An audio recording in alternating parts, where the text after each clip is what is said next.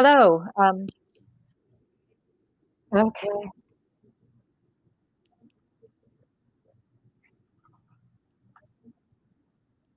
Okay.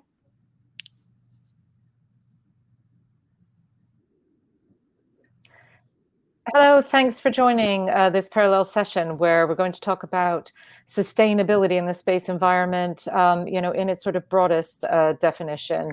And without further ado, I'd like to introduce the first speaker.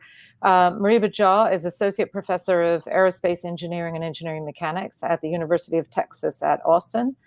He's also the Director for Computational Astronautical Sciences and Technologies at the Odin Institute and the lead for Space Security and Safety Program at the Robert Strauss Center for International Security and Law. Welcome, Moriba. Thank you very much. Glad to be here. So we might as well just jump into this. All right. So we're going to talk about near-Earth space and some sustainability. So the first thing that I want to say is that, near-Earth space, it's a complex system. What do I mean by this? Well, for one, it's very difficult. It's very difficult to predict and understand the behaviors occurring in near-Earth space. We see this thing called emergence, which means that the actual behavior that we infer, that we observe, is not explained by just adding individual behaviors of individuals. Hopefully, people can still hear me. Yeah. Okay. Perfect. I was getting a little bit of an echo. So, and the other thing too is that the causes and effects tend to be very nonlinear in space. And so, what I mean, I'm totally a butterfly effect kind of guy. So, what I'm trying to say is that something that is a very small cause of what we might do right now could have a huge consequence in the near future. And so that's what I mean by these nonlinearity in terms of causal effects. When people are trying to ask me, hey, look, I want to understand this whole idea of space situational awareness and things in space, I say, well, first, there's the space environment itself, gravity, solar flux, charged particles, so on and so forth. Very dynamic, very complex. Now introduce human-made objects in that milieu, satellites, rocket bodies, that sort of thing. There's an interaction between the environment and the objects that we don't fully actually understand. There's some science that needs to happen there. But with a growing number of participants in this environment, it's also safe to say that there's a lot of competition, and not everybody is up there for benevolence, kumbaya, pillow fights and tickling each other, sort of thing. So there are threats, but not everything that we don't understand should be considered a threat. Okay, so that's important. Finite resource. Well, space is big. I hear that stuff all the time. Yeah, we can say that space is big, but near-Earth space is finite. And this is all to say that we don't put objects just willy-nilly anywhere. We actually put things in very specific places depending on what we want these satellites to do, the services that we want them to provide. And so here on the right, here's an example. I just took a snapshot from our astrograph database. I took 4,000 objects in space at a time, and I just took their position velocity. I'm going to nerd out a little bit, say I took their cross product to get specific orbital angular momentum. And the color code of these objects that you see is based on their orbital inclination, which is the plane where they orbit. How is that inclined with respect to Earth's equator? So something that's geo normally is orbiting about Earth's equatorial plane that has 0 degrees inclination, but a polar orbit, something that goes over the poles, would have like 90-ish degrees inclination. And so the interesting thing that you can see here is you see these highways in space, and I haven't done anything special. All I did is I just computed specific orbital angular momentum. Things on the bottom are LEO. Things in the middle are mid-Earth orbit, geotransfer orbit type stuff. And this halo on the top is the geosynchronous region. And so you can naturally see how these things they're these zip codes or neighborhoods where these things live in, and they're highways in this space. And this is all to say that these highways are becoming more and more congested. And there's more saber rattling with who uses these things more than who doesn't, and all this sort of stuff. So this is something that we need to take into account. What are some things that we want to avoid? Look, harmful interference, not something that is rigorously defined, but let's just say we want to prevent loss, disruption, degradation of space services, capabilities, activities, and we want to minimize detriment to science, like astronomy, for instance. But that bang box on the bottom, if you want to know something, you have to measure it. If you want to understand it, you have to predict it. And that is to say the following. The population that we're interested in is all the anthropogenic space objects, all the human-made, human-derived space objects. We're interested in that in its entirety. However, we can't actually measure it in its entirety. We can't track all of these objects. So that means that statistically, we cannot perform a census of the population of anthropogenic space objects. At best, we can measure a sample, a subset of the population, and hope that we can draw conclusions about the whole population based on what we can infer from the sample. But these conclusions that we draw are mired in uncertainty. And the only way to get rid of the uncertainty is to apply prejudice, which we want to avoid. So we want to avoid getting tempted to try to get rid of the uncertainty by applying prejudice. And so, Rudolf Emil Kalman once said, uncertain data cannot provide exact models unless we apply prejudice to remove the inherent uncertainty. And that is absolutely true. So here's this inferred population. I say inferred because, again, we're interested in the entirety, but we can't measure the entirety, only samples. And so this is going down to, say, like millimeter size. We hypothesize that we have probably over 1 million of these things, but we can't measure all that. The measurable part is about 30,000 of these objects, from space station all the way to softball size object. And out of that, maybe about 4,000 are things that are providing services and working and doing something we care about, and everything else is garbage. So that's a big problem, big problem. I kind of jokingly use this motto from the United States, inverting this, saying, out of one, many. And so out of one environment, we have many needs, competing needs, disparate needs, geopolitical tug of wars, these sorts of things. And so I try to understand these problems in terms of safety, security, and sustainability issues. Regarding sustainability, which is kind of the theme of this session, is I want to draw your attention to the idea of something like an orbital carrying capacity. There's carrying capacity for highways. There's carrying capacity for ecosystems. So these orbital zip codes or neighborhoods that I showed you also have a carrying capacity. I'm not a big proponent of Kessler syndrome.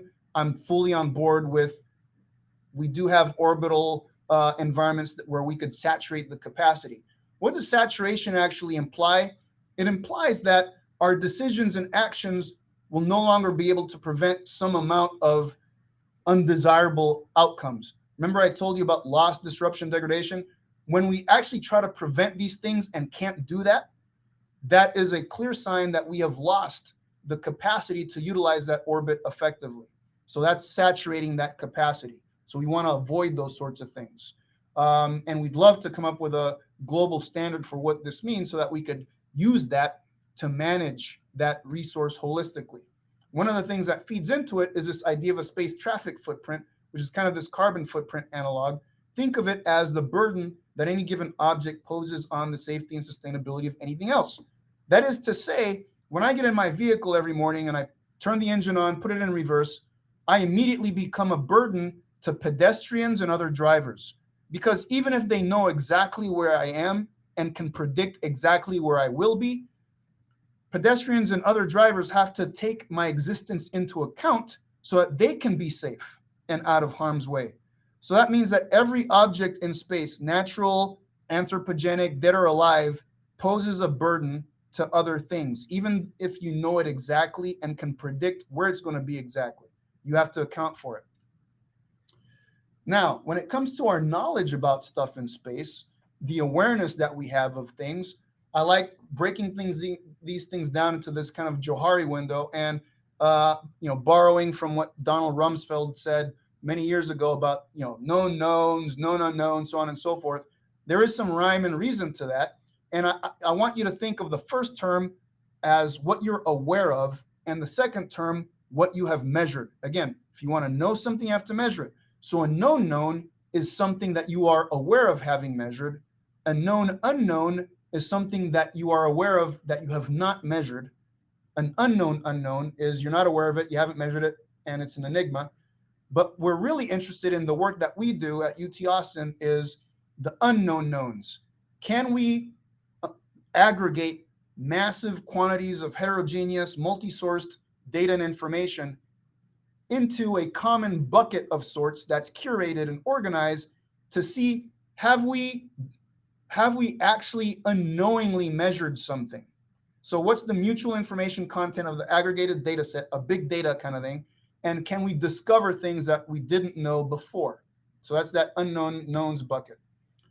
We want to be able to show that we can make space more transparent. What's up there? Who does it belong to? What can it do? Make space more predictable. What are any two entities going to do under a common scenario? Do they interpret and implement space laws in the same way? That sort of thing. And can we develop a body of evidence to hold people accountable for their behaviors? Detecting and tracking aren't the same thing. So when we talk about space sustainability and trying to, as much as possible, understand the entire population, detecting is just sensing stuff. Tracking is you've sensed it and you can assign an identity to objects. Given that most objects are dead that we track, they don't report their identity. We have an identity crisis on orbit. These things don't say, hey, I'm Uncle Vinny. We have to figure that out with algorithms and that sort of stuff. So sensors are important, but sensors are insufficient. When I hear people in the news talk about, oh, we just need more sensors. No, we need more sensors and we need algorithms to interpret these things correctly.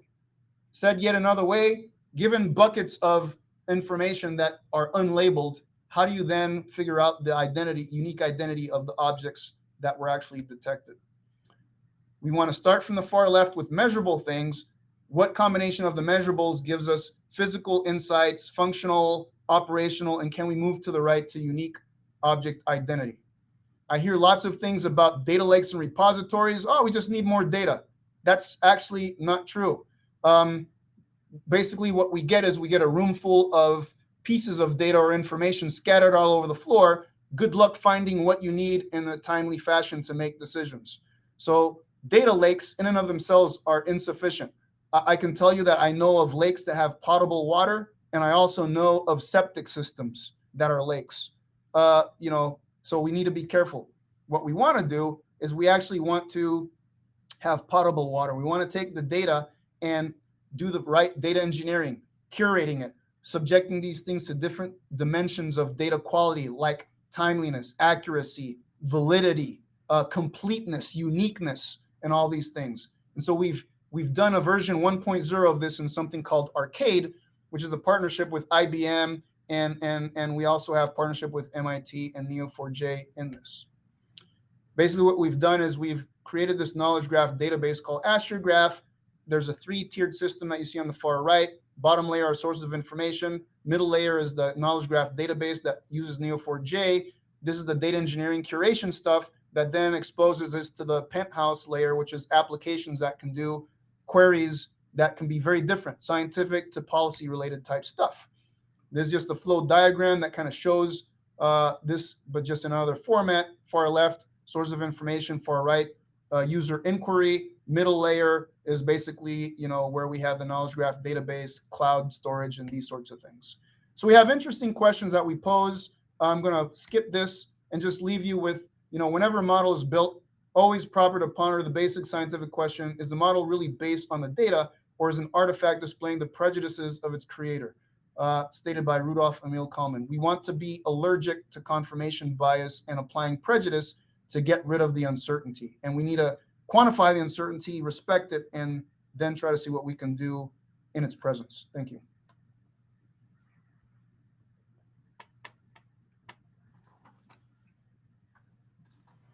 Thanks. Thanks very much, Moriba. Without further ado, I'm going to introduce the next speaker, but do please keep your questions coming, and we'll take questions at the end of both talks. So taking a completely different perspective now on the sustainability issue, I'd like to introduce Alan Thompson, who is the head of government affairs at Skyrora, the launch vehicle manufacturer that's aiming to provide regular access to space and future launch services from the UK. Over to you, Alan. Thank you very much, Catherine. It's a delight to be here alongside you and Moriba, indeed. And I'm very grateful for the invitation to take part in this conference. The presentation I'm about to give from Skyrora is more of a practitioner's point of view and things that we're hoping to aspire to. I would say that the kind of next step from Moriba's presentation and something that we want to put into practice is this responsibility. How can we behave responsibly so that the situation that Moriba described doesn't get any worse, and actually we can help try to correct or improve the situation that Moriba described. So from that point of view, the presentation I have can basically be broken into two parts. The first part is essentially to try to demonstrate that we as a company are trying to speak the same language around sustainability and what we try to understand about that. And the second part is more specifically about the activity that we're engaged in terms of launch and how we think that relates to, as I said, and what we're planning to do within that context around the behavior and how it fits back into what I just described. So thank you very much again. I'd just like to, so for the first part, as I mentioned there, talking about sustainability from space, sustainability of space, and sustainability in space. The differentiation I'll make in the slides themselves. And again, this is the second part, mostly focusing on Skyrora as a company, what we're looking at as space as a service, focusing on the concept of what we believe to be environmental launch and responsible active debris removal, taking responsibility for ourselves and for others, and how we can be nostalgic about tomorrow's space. Now, this is a quote that I will reference a little bit further down in the presentation. So that's the set out of what I'm planning to do. I hope to rush through it in typical fashion so that there's enough time for discussion and questions afterwards. So yeah, are we talking your language? I hope so. Environmental responsibility and sustainability from space. We believe that, as Moriba said, satellites, and a large majority of them, particularly the Earth observation satellites that are being deployed at the moment, have a specific purpose. They go into a specific orbit and they have a specific task in mind or mission when they're being deployed. We understand, particularly from UNOSA, Outer Space Awareness, that actually the Earth observation satellites that we have can contribute to at least 13 of the Sustainable Development Goals. And that, on the left-hand side, the graphic there is a graphic that was created by colleagues in, I think it's University College London, trying to map some of the capabilities and the ideas of what space application and how they fit into those 13 Sustainable Development Goals. I suppose that's the top level. We obviously, as a launch company, are engaging with the satellite manufacturers and indeed the demand creators, those people who are harvesting that data, manipulating it and interpreting it. And amongst those demand creators, we also find institutions such as environmental protection agencies, regulators, DEFRA, and other, particularly in the UK. And we understand that, again, for this reason, that there's a heavy emphasis around the environment before we even get to launch, because there's already a big demand in our current market in the UK for this information. So from that point of view, what we're looking to do, I suppose, essentially is actually to support that Earth observation data and to try to make it more enhanced, better, more detailed, so that we can actually get a better use out of it for the population, I suppose, in the first instance of this country, the United Kingdom, but then I suppose the world. So that's the kind of idea why we're thinking that actually what we're doing is more relevant to the sustainability from space for Earth. Some of the dilemmas here we obviously understand is and as Moriba said, in terms of saturation levels, surely we're going to come up with a super satellite one day that can actually satisfy all the needs for our Earth observation data, and we can actually reduce the number of satellites, or are we going to continue just to deploy satellites to obtain yet more and more Earth observation data so we can better understand it? I think there's a clear sort of saturation limit that we'll come to in the near future, and we as a launch service provider are actually very much aware of the potential paradigm change that could face us with regards to launch and satellites in particular. But yeah, so as I said, are we talking your language, sustainability from space? We think that yes, in the first instance, there's a very strong argument for wanting to get into space to improve our approach to sustainability on the Earth. The next question that we're looking at is sustainability of space. So once we're there, what is the environment that we're in at the moment? And as Moriba also indicated, if you want to understand it, you have to measure it. Well, and as Moriba also pointed out, there's a big challenge in actually trying to measure what's there at the moment. We have a huge number of variations and options of absolute numbers of objects and their size of them.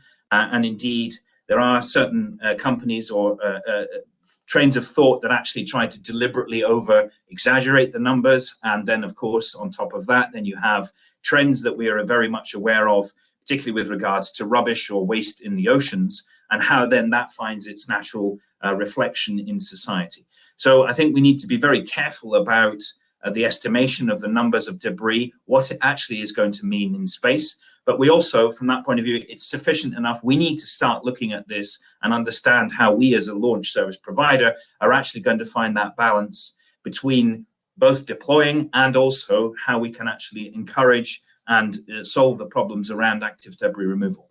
And some of the challenges, particularly on the active debris removal, again, as Moriba made reference to, some of them here including where we're going to find our data from. Do we need to deploy more SSA satellites so actually we get the better data? And how do we answer some of these challenges? Indeed, some of the known unknowns, or indeed, how can we take the next step towards the unknown unknowns? And I suppose ultimately the bottom of this slide from my point of view is, what are we actually doing about it? Not just talking about it. What specific actions can we put in place as an industry to take this forward? From our side, there's a proposal from Skyrora's point of view, and something a bit more about it later on, but we called it Finding Prospero Challenge as an opportunity to promote the dialogue into action. But as I said, I'll come back to that a wee bit later on. So, and the third part, there is sustainability in space. From our point of view, this is actually what happens next. So once we've got there, we've identified the environment in which we're in. How can we then continue to ensure that by going forward with our launch activities, with our deployment, that we're going to be doing it in a balanced, a useful way? And indeed, some of the challenges that we see here, some of the quintessential challenges, again, is the unknown or the known unknowns that we're still wrangling with as we are today, particularly one that we in the launch industry are taking very seriously, is this concept of an environmental impact assessment from space. Some of the challenges we've already been asked about as a company is, not only on your carbon emissions, but how do your carbon emissions affect and your launch activity affect the ozone layer when you're going through it? How does it affect, when you plan to hopefully remove debris from outer space, when the satellites burn up in the atmosphere, what happens to them and how does that affect climate change? So these are some of the kind of quintessential questions that are coming to the fore right now. We believe that, again, by being able to address them now in a useful way and actually putting action behind them, and what do I mean by action? Not just coming up with feasibility studies about how we can start beginning to answer them, but actually putting work in place to answer those questions and actually to try and take relevant mitigation where it's possible. Particularly relevant from Skyrora's point of view, we're obviously looking at less damaging propellant. Once we've had an understanding of the environmental impact assessment of our total activity, how can we improve what we think we've already got in terms of an environmentally acceptable solution, and what do we need to be investing into to make it even better? And the very bottom, as I said, to come back to the point with which I started, how can we enforce responsible behavior? Responsible behavior, I mean specifically sharing data and taking part in the discussions and actually propagating the solutions that we believe are important and actually and promoting those more broadly, not just within the space industry, but out with as well. And I think these are some of the challenges that I think, again, from our side, we've identified in terms of at least the conversation around sustainability. I hope from this, you've begun to understand that we're trying to talk the same language around sustainability in space. And as I said, moving now into where Skyrora is at and our aspirations. Skyrora is, as I mentioned already, a launch service provider. We've actually enlarged our own vision relatively recently because we believe that we have the capabilities to do so. We're a space as a service company, or we have an aspiration to be such, specifically because we have a solution, again, which I'll talk about a little bit later on, not just launch, but actually on orbit and in-orbit servicing, and a whole set of opportunities around that going forward. So we believe that this kind of a solution can actually help address some of these matters around responsible behaviors and what we want to be doing going forward as a support function for satellites in orbit. Again, coming back to the here and now of today, Skyrora is a launch vehicle manufacturer. We have a 3-stage satellite launch vehicle that is looking to deploy 315 kilograms of payload to low Earth orbits in the first instance. We are taking inspiration from British heritage, as you probably guessed already from talking about Prospero and the 50th anniversary thereof. And the specific space heritage that we're referring to is the concept that we're utilizing hydrogen peroxide as the oxidizer for the fuel stuff. And because of the sheer, there are a number of useful aspects of hydrogen peroxide that, again, I'll touch upon in the next slide.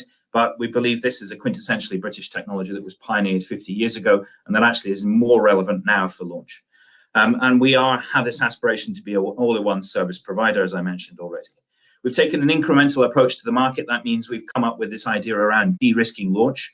That means demonstrating by doing and demonstrating how our safety procedures around this, we can build them and actually transfer them to the next vehicle going up. We are currently at the stage of seeking to launch our suborbital vehicle, which is the Skylark L, which is the second to last on that slide there. It's an 11.5 meter long vehicle. This is, again, to gain our heritage and to earn the right to be able to demonstrate how we are being responsible about our launch and how launch fits into where we believe that the market in the UK and in space in general fits, accessing space fits today. The main go-to-market vehicle that we have here is the Skyrora XL, which is a 3-stage rocket. In fact, here's a little bit more detail about it and the unique selling points. I mentioned the hydrogen peroxide as the fuel. We believe that hydrogen peroxide, because it's 6 parts of hydrogen peroxide to 1 part of kerosene, by that dint, we're actually burning less hydrocarbons. Therefore, we're actually having less emissions of CO2 emissions. And for that reason, we believe that it's a very useful starting point, at least in terms of an environmental definition. We also have what we're calling an environmental fuel, calling ecosene, and there's a slide about that a little bit further down. So we think that that's a very relatively useful starting point, at least in terms of an environmental awareness from which we would like to start building upon the concept of environmental launch. The other aspects, as I mentioned already, we have a unique, what we consider to be a unique 3rd stage, which is a kick stage turning into an orbital maneuvering vehicle or orbital transfer vehicle. And that will be delivering the satellites to their specific orbits and potentially, and staying on orbit to service, fuel, and redeploy the satellites to the relevant orbit, and ultimately to remove them from orbit. So that is, again, the essential, the in-service or the in-orbit servicing vehicle, and that is the basis for our aspiration to want to provide space as a service concept. The other aspect, just from our point of view, which is, again, you could say an inverted argument, the hydrogen peroxide and the ecosene fuel actually is better suited to the environment in Scotland for launch, precisely because we don't need to remove the hydrogen peroxide from the vehicle if we miss our launch window due to weather, and there is not additional power required to keep it in its state in order, as with, for example, liquid hydrogen or liquid oxygen when they're being used in launch. So we think that actually we've got a much lower power requirement on the launch pad itself. And indeed, we are, as you'll see a bit further down, taking a mobile approach to launch setup, so that, again, we're trying to minimize our carbon footprint in general and our physical footprint. A little bit more about the 3rd stage and the concept. We actually fire tested this 3rd stage in December last year. This is now the images you can see on the left-hand side again, and now we're waiting for launch to be able to launch that hopefully in the end of next year, and then we have a full space proofing of this concept. here you can see the second and the third stage in the top part of the picture, which is deploying. It's like the taxi service to deploy to the specific orbit, and then the secondary mission underneath, obviously capturing satellites with a robotic arm. We are still actually researching the capabilities around what we need to have in order to be effective in capturing satellites and being able to refuel them and deploy them or redeploy them or take them back into the Earth's atmosphere, or even all the way through the Earth's atmosphere and bringing them back down to Earth. So that's part of the current focus of our design activity on the third stage. It has been developed, but we're still finalizing certain details around that. As I mentioned already, we've taken a very light approach to ground segment, and we are seeking to keep it as minimal as possible, and we have all of our equipment in containers. As you can see here, obviously the image here is of our suborbital vehicle, and indeed the suborbital vehicle fits on the back of a trailer. So we did demonstrated a vertical fire testing of this, and it took eight containers for us to have almost effectively an operational setup to do a vertical fire testing of that vehicle. But yes, our aspiration is to keep as minimalistic as possible. The image on the left-hand side there, I'm sure many of you will recognize, is the SpaceX Falcon 1 launch. Again, the idea being that we're taking the inspiration of the minimalistic side of things to reduce our carbon footprint, to reduce our physical footprint and the requirement or the reliance on heavy infrastructure objects. Skyrora is a company. We're currently focusing on the main, obviously, elements of our assembly for these vehicles, and just a reflection of the assembly plant that we're just about to open, and indeed a reflection of the engine test activity that we've undertaken ourselves as a company. A couple of words about the eco-friendly fuel that I mentioned earlier on. This is an equivalent of RP1. We have taken unrecyclable plastic, and as you can see, we've stuck our equipment, our kit, into a container there, taken unrecyclable plastic, putting it through the process of pyrolysis, making sure that the emissions of that process we contain as well, and then basically come out with a rocket fuel, an equivalent of rocket propellant 1 at the other end. This also can provide for jet aviation, etc. And this is, you could say, potentially a spin out from Skyrora, but this, in the first instance, we're looking to deliver the source of our main kerosene-based fuel, and we believe, as I said, this is at least a reasonably useful starting point. I suppose the aspirations of this business is actually to remove all of the excess plastic waste from landfill, particularly in the UK, or where we're utilizing it. So I suppose you could say that this business will eventually come to an end because there wouldn't be any further plastic waste, but maybe that's a bit optimistic at the moment. But anyway, so this is our aspiration as it stands today, and very much something that we're looking to champion and take forward. The other aspects in terms of enabling tech, obviously, I'm sure many of you will know the advanced manufacturing and the need for, particularly in our case, for propulsion systems. We're developing our own 3D printer to print our engines so that we can actually make them more effective and more carbon efficient as well. And from that point of view, we've developed our own 3D printer. We're actually upscaling that 3D printer to look forward to trying to produce 40-ton engines going forward, or at least that's our aspiration. But yeah, just a couple of side of things. On the, as I said, coming back to the sustainability side of things and us as a company, we're getting very close to launch now. As I said, the regulations have now come into force, and we're engaging with the regulators. So we're very much looking to enable in the very near future and to take part in a discussion where the space industry starts to address itself to the population of the United Kingdom in the first instance, but I suppose those people who have not been engaged in the space industry hitherto, and actually start trying to demonstrate how we can be doing this in a responsible way going forward. From this point of view, as I mentioned already, we have a useful 50th anniversary this year coming up. The UK, United Kingdom, launched on the 28th of October 1971 the Black Arrow rocket, and it launched the Prospero satellite into orbit. We have taken this, Skyrora specifically recovered the images you can see down there on the left-hand side, recovered the first and second stages of the Black Arrow R3 rocket from Woomera in the outback, and we brought it back to the UK. It's now displayed in the FAST Museum. And this is, again, an interesting learning, not just from the point of view of STEM, but also this represents a huge inspiration that we've taken into our company as well, and looking forward to continue to make that, again, a point of reference for the United Kingdom space industry. The Prospero, as I said, is almost like a gift from yesterday to today for us to be able to use for tomorrow. Prospero is a satellite that was deployed to monitor the environment around telecommunication satellites. Interestingly, I think its recorder stopped communicating in 2004, or communication discontinued in 2004. The interesting thing about this is the question is this now a piece of space debris, or is this still a satellite, but it's not functioning? Is it waiting to be redeployed? Can it be redeployed? All these kind of questions. So we as a company, because we recovered the R3, we wanted to start the discussion focusing on Prospero as a British space object, and celebrating on the one hand the 50th anniversary and the skill set that the UK had at that time, and indeed how we're looking to re-establish that. We wanted also to make reference to this and start inspiring tomorrow's generation of space engineers, etc., to start us help answering the questions, or even to start addressing some of the questions that we need to understand, that we need to answer before we can go about actually removing this from orbit. We have an aspiration to, as I said, potentially to bring it all the way back down to Earth and to put it in the Science Museum alongside the Black Arrow rocket that is there at the moment. But this is the idea around actually launching this concept. This challenge was to have this dialogue and then, as I said, start coming up, putting specific work behind this so that we can answer and feasibility and actually work forward. And indeed, this again, continuation of this concept. This was just a different image for the same idea.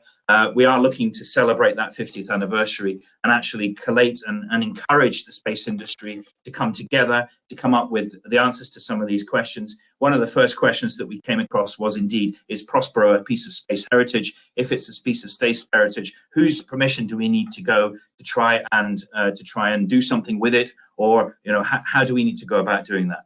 And indeed, as I said, some of the points from earlier on, some of the questions such as how are we going to undertake an environmental impact assessment? What happens if we let it dump back into the Earth's atmosphere from the point of view of climate change, etc. So we believe that by taking this kind of approach, we can actually demonstrate our responsibility and actually say that we're very much mindful of the fact that we need to be finding a golden medium, a balance in between the commercial drive for our activities and indeed how can we do space better? How can we collectively come together to answer these questions in a better way? And how can we desperately support the work that Moriba is already doing, and indeed other colleagues who've shared it earlier on in the conference today around the debris around some of these matters, and actually putting it into the context of specific activity that the company is doing. So this was just an overview from our side of some of the milestones that Skyrora is looking at, and indeed the idea that perhaps we can recover Prospero by 2025. Maybe that's a bit too ambitious, but maybe that's something that we want to have. That, I'm afraid, is it from me. I may have probably run over in terms of time. I very much look forward to any questions. Thank you very much. Thanks, Alan. That still gives us some time for a few questions. Let me start with questions, from the attendees. And I think there's a group of people interest around this question of saturation. And so what I'd like to ask both of you, bringing some of these questions together, is the business model for satellite operators in LEO and the business model for launch operators, it kind of assumes that there is going to be space in space for all of the satellites that they want to launch. How do you see that the continued growth of those businesses is going to be hampered in any way by that increasing saturation? And if it is, what are the consequences? Are we looking more at issues like increasing insurance costs, reduced launch availability, windows that are safe to launch, and alongside that question about what are the barriers, what are the constraints, this question about, well, what can be done about that? Are there ways that norms of behavior, regulation, different operational planning could help to safely increase the capacity in those highways and byways that Moriba was talking about? I hand it over to you, Moriba. I don't know if you want to give us your thoughts first. Yeah, sure. I'll do that. Great talk from Alan, as usual. Look, when it comes to the carrying capacity and the saturation, I can already tell you that there are countries that see U.S. commerce as a threat, because the thing is, physics tells us that two things can't occupy the same space at the same time, and U.S. companies have already been taking up capacity, right? I mean, for better or worse, Starlink is the largest constellation up there. They're taking up some of the carrying capacity. You have the Amazon project, right? Kuiper or whatever, that's going to take up some capacity. So because the Outer Space Treaty kind of says free and unhindered use of outer space, I think those words are loosely interpreted, and it's really a squatter's right. It's like first come, first serve. There are no deeds to space, but first to orbit and taking up capacity, you're kind of there. In terms of how do I see this stuff playing out, I do think that there is a role for insurance to play in this, charging premiums. And if we could come up with this space traffic footprint and carrying capacity is like, okay, you want to go to this orbit, turns out the capacity based on this kind of definition is blank. You want to use up some of that. This is how much it's going to cost you. And based on that environmental impact. I also see as a viable model something analogous to the ITU. Just like you get licensed from any country, but you have to go through the ITU to get allocated spectrum. Something analogous to that, where you have to go to this international thing, maybe it's the UN or whatever, and you get allocated some amount of footprint or capacity, with the understanding that it's not for the rest of eternity. Like there's a time span to that, and at the end of that time span, maybe your thing gets reevaluated. But I think in that way, it then becomes more equitable in terms of how that capacity gets used versus just a first come, first served kind of thing. So anyway, those are my initial thoughts when it comes to that. Thanks. Alan, your reflections on that. Thank you. Yeah, no, I think I would like to start by saying there is a kind of expectation from our point of view, even though we haven't started our commercial activity yet in terms of launch, that there will be a paradigm change around lifespan and life expectancy and exploitation of satellites on orbit, and indeed a drive, as we're beginning to see already, to try to refurbish what's already up there or make the best use of what's already up there if it's feasible. So I think that's one paradigm that I think we wanted to stick out there and say, yes, as with the internet, the appearance of the internet and the satellite television dropped out of that market, we expect something similar to happen in terms of, well, I don't know what you call them, an anomaly going forward on the satellite market. I think the other one that again, we have an aspiration to start talking about now, as I voiced, this kind of concept of space as a service. If we have, and as we do as a company, have an all-in-one solution from launch all the way through to on-orbit servicing, as one operator, we can reduce the insurance, the risk from the point of view of if it is, let's say, a constellation, and actually look towards a subscription model such that the constellation could look at, and we can, and this is why, hence the question around responsibility, is whether we can start talking about 1 up, 2 down, or 1 up, 1 down. And actually using the redundant time of the in-orbit servicing vehicle to remove further items of debris from orbit and start cleaning up. So that, from my point of view, as I said, in commercial terms, would be a very useful way about how we can start to address the existing what's up there, and how can we perhaps earn the right for people to deploy new satellites, new objects, etc. I think, again, these are concepts that obviously are still being developed. I think they've been suggested by a couple of constellation operators at the moment. And again, I think the thing from our point of view is actually to try to leapfrog ahead of the constituent parts. So we already have, obviously, the launch service providers. We already have, let's call them the last mile service providers, in terms of the last mile from the LEO orbit to the specific address orbit of the satellite itself, but being able to amalgam that and bring it back together, and then start talking about responsible presence on orbit, or, as I said already, some kind of subscription model for servicing. Then I think that, from my point of view, is a very interesting way to start to come up with, again, a solution, a practicable solution to some of these challenges. Yeah. So that's all, it is a larger growing problem, but what I like is the optimism that there are solutions. And what I'd be interested to hear from both of you is your thoughts on the research community that GNOSIS brings together in our network. Where are the unanswered, the unknown knowns, as you say, Moriba, the unknown unknowns that Alan was talking about? Where are the big outstanding questions? Moriba was saying that it's more about getting data quality up and less about just gathering more and more data. Where do the scientists need to be turning their efforts in order to help with this issue? So I think the first thing that we need to do is, as much as we can, we need to try to do a census of the population of anthropogenic space objects. We need to try to develop a taxonomy, a classification scheme, because there is none right now. We have a scientific taxonomy or classification scheme for all living organisms, even for natural objects in space, stars, asteroids. We don't have one for anthropogenic space objects, and I think that that's to our detriment. Uh, everything that's modeled in the Department of Defense's catalog is modeled as a sphere. Everything's a sphere. We know that there aren't a whole lot of spherical satellites up there. So I think, and the thing is, a CubeSat gets treated like a rocket body does. That is completely nonsensical, right? They don't pose the same risk. They're not even the same.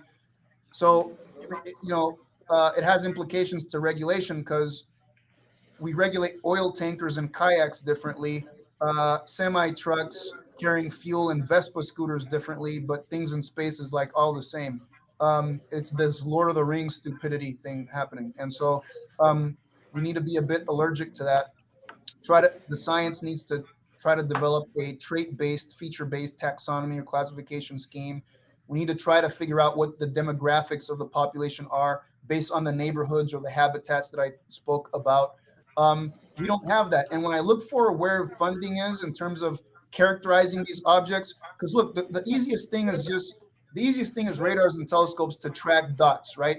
But this is the pretend the thing's a cannonball kind of stuff. If you want to get to the it's not a sphere sort of thing, now you need more exquisite and different types of sensing. Now you need to interpret photons reflecting off of different surfaces and try to get polarimetry and multispectral or hyperspectral imaging, so you can understand size, shape, material properties, these physical characteristics.